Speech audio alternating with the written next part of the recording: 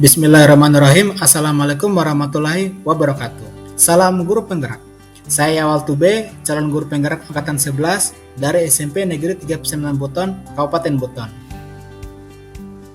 Pada video kali ini, saya akan memaparkan kesimpulan dan refleksi pemikiran Ki Hajar Dewantara pada modul 1.1 koneksi antar materi. Pendidikan dan pengajaran tidaklah sama. Pengajaran merupakan salah satu bagian dari pendidikan. Menurut Ki Hajar Dewantara, pengajaran adalah proses pendidikan dengan cara memberi ilmu yang bermanfaat untuk hidup anak, baik lahir maupun batin. Sedangkan pendidikan diartikan sebagai tuntunan dalam hidup tumbuhnya anak, yang bertujuan untuk menuntun segala kodrat yang ada pada anak agar mereka dapat mencapai keselamatan dan kebahagiaan yang setinggi-tingginya, baik sebagai manusia maupun sebagai anggota masyarakat.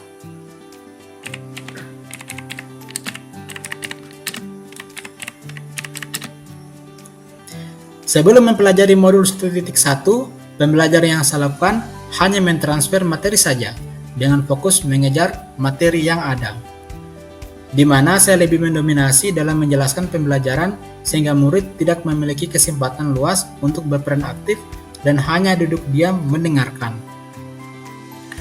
Dalam pembelajaran saya juga terfokus pada ketercapaian KKM dengan mengutamakan aspek kognitif murid yang telah menjadi acuan dalam tujuan pembelajaran yang saya lakukan.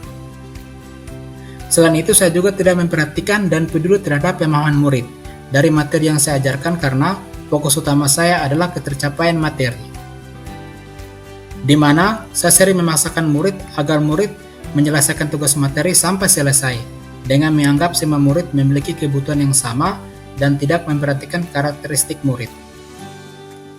Saya juga memaksakan murid untuk menguasai dan menghafal materi yang saya ajarkan, yang membuat murid merasa terbebani dan menurunkan motivasinya mengikuti kegiatan pembelajaran di kelas.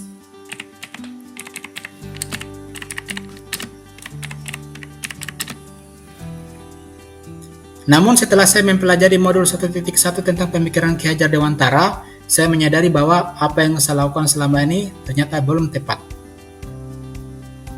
Seharusnya saya melakukan proses pembelajaran secara menyeluruh, bukan hanya aspek kognitif saja, namun juga afektif, psikomotor, spiritual, sosial, budaya. Dan juga memberi ruang kepada murid sebagai subjek pembelajaran dengan memberikan murid kebebasan untuk berekspresi, berpendapat, dan berkreasi dengan model atau metode pembelajaran yang tepat.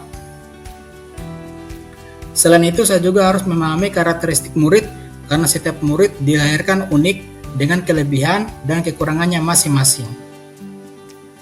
Saya juga harus memberikan kemerdekaan belajar bagi murid dengan mengakomodir kebutuhan belajarnya agar tercipta pembelajaran yang lebih bermakna. Dan juga menghargai setiap karakter murid dengan memberikan kesempatan bagi mereka untuk tumbuh sesuai kodratnya.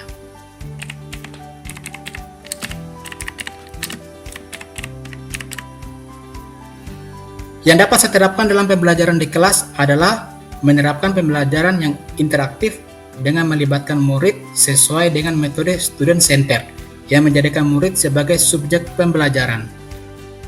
Saya juga akan menerapkan pembelajaran dengan model atau metode pembelajaran yang variatif dengan memberikan kebebasan kepada murid untuk dapat bereksplorasi atas pengetahuannya agar mampu menghasilkan ide-ide kreatif dan inovatif. Pembelajaran tidak lagi menuntut tetapi menuntun, di mana saya harus memberi tuntunan atau arahan yang baik kepada murid dan berusaha menjadi teladan yang baik dan membimbing semua kodrat yang ada dalam diri murid agar mencapai potensi terbaiknya. Demikian, semoga video ini dapat menjadi inspirasi bagi kita semua. Salam guru penggerak, tergerak, bergerak, menggerakkan. Wassalamualaikum warahmatullahi wabarakatuh.